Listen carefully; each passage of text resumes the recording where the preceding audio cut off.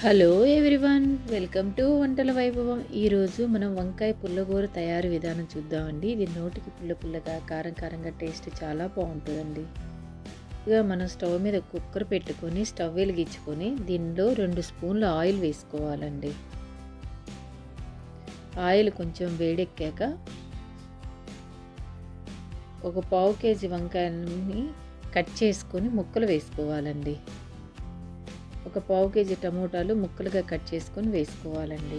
దీనిలో ఒక ఉల్లిపాయ కట్ చేసుకొని వేసుకోవాలండి. 10 పచ్చిమిరపకాయలు కట్ చేసుకొని వేసుకోవాలండి. చిన్న అల్లం ముక్క కట్ చేసి వేయాలండి. ఒక పావు స్పూన్ పసుపు అండి. ఒక అర స్పూన్ సాల్ట్ అండి. నిమ్మకాయ సైజ్ అంత చింతపండు కడిగి వేసుకోవాలండి. ఇవి నూనెలో ఒక 2 నిమిషాలు మగ్గనివ్వాలండి. ఇవి కొంచెం మగ్గాక దీంట్లో టీ గ్లాస్ అంత వాటర్ పోసుకోవాలండి.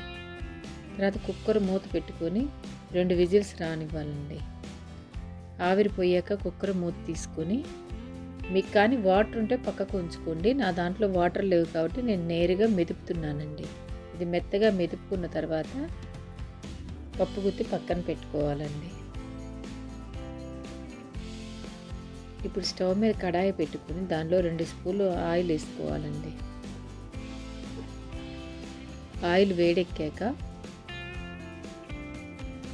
1 స్పూన్ ఆవాలు, 1 స్పూన్ మినప్పప్పు, 1 స్పూన్ జీలకర్ర, 4 చిన్నులపాయ రెబ్బలు, కరివేపాకు, 2 ఎండుమిర్చి కట్ చేసుకొని వేసుకోవాలండి. ఈ తాలింపు వేగాక దీనిలో ఒక చిన్న ఉల్లిపాయ కట్ చేసుకొని వేసుకోవాలండి. ఇవి కొంచెం వేగాక దీనిలో ముందుగా మనం మెదిపి పెట్టుకున్న వంకాయ పుల్లగూరని వేసుకోవాలండి.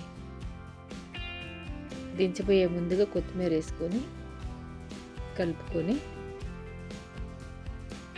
ఇది ఒక 2 నిమిషాలు నూనెలో మగ్గనివ్వాలండి. తర్వాత స్టవ్ ఆపుకోవటం. ఈ వీడియో కానీ మీకు నచ్చినట్లయితే ప్లీజ్ లైక్ చేయండి, షేర్ చేయండి, సబ్స్క్రైబ్ చేసుకోండి.